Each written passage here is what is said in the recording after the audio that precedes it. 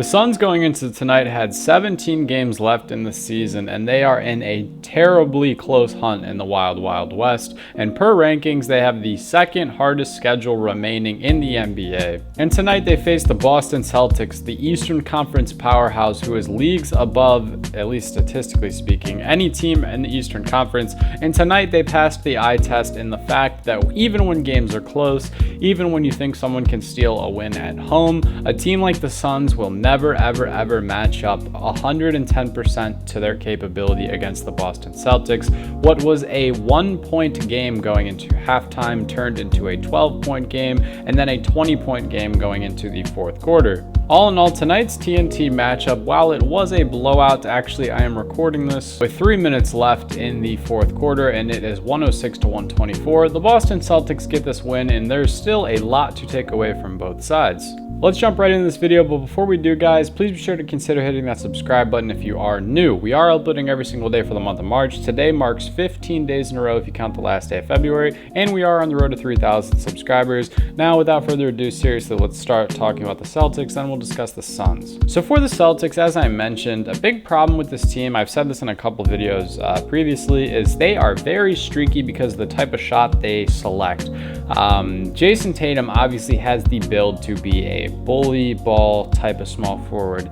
Not bully ball in the sense that he's big like LeBron James, but he is taller than most of the guys he's getting matched up with any given night. I mean, when we see Devin, when we see Bradley guarding Jason, there's no reason he needs to be doing all the extra nonsense and kind of dribbling too much and settling for fadeaway jumpers when he does have a great back to the basket game. And yes, his turnaround jumper is very efficient, but his three-point pull-up jumper is very inefficient, and that's why the Boston Celtics as a whole are very streaky. You tend to follow the footsteps of your leader. When a man like Jason Tatum is obviously, as I mentioned, being streaky, the whole team tends to follow suit. But tonight was the opposite. I love Jason Tatum's aggression early in this game, and I love the Boston Celtics movement as a whole. They had those 11 assists in the first quarter, and they finished the night with 30 assists. Now, I wish I could say they rebounded tonight as well as they passed the ball, but we'll talk more about that when we get to the Phoenix Suns.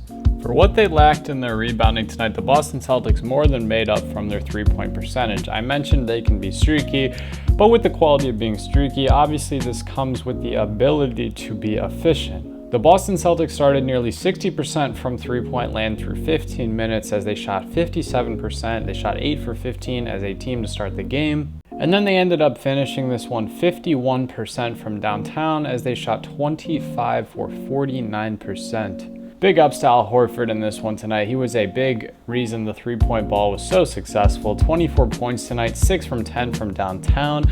Obviously, we didn't have Kristaps Porzingis for the Boston Celtics in this one as he is still nursing that hamstring injury.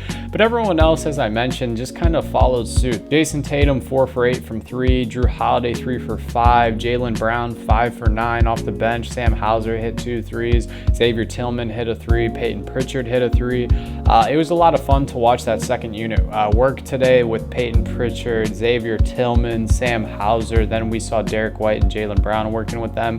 I think Joe Mazzulla did a hell of a job with his rotations tonight in that regard. All in all, for the Boston Celtics, guys, other than the free throw shooting that wasn't that great, this was just a very very excellent performance from you guys tonight. Everyone played their role. Jaylen Brown with 37 points in this one, guys, 2 steals and a very big block. Drew Holiday had an amazing wrap up on Devin Booker. Just did a really great job of stopping, or I guess limiting, the scoring load from the game. 3 of the game's best bucket getters, obviously, and Book, Beal, and Durant. Kevin Durant had 15 points in the first quarter.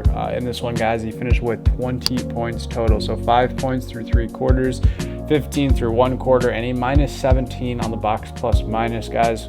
Which leads me to talk about the Phoenix Suns.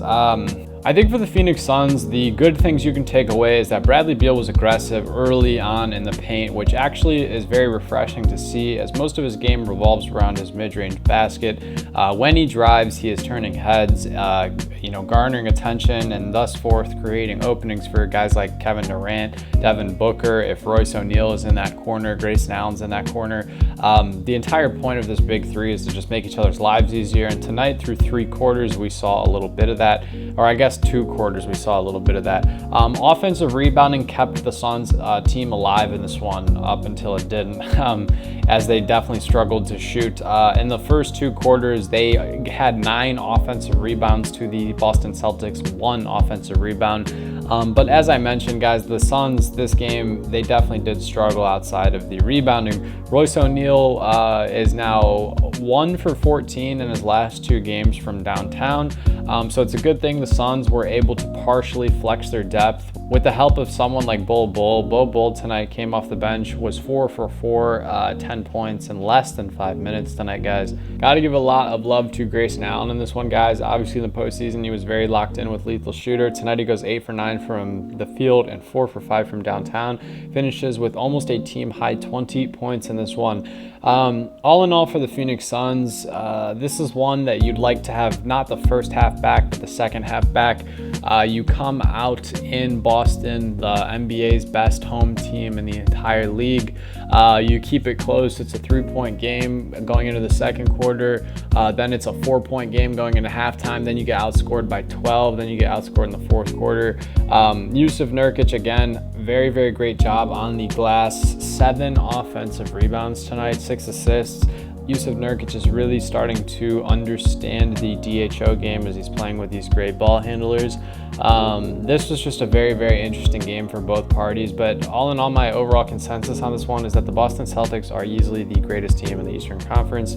I said that a couple times, but as I've watched their games the last couple nights, like the entirety of them, because I hadn't been giving Boston much credit in the beginning of the season because I wanted to see how they gel. If any injuries were apparent.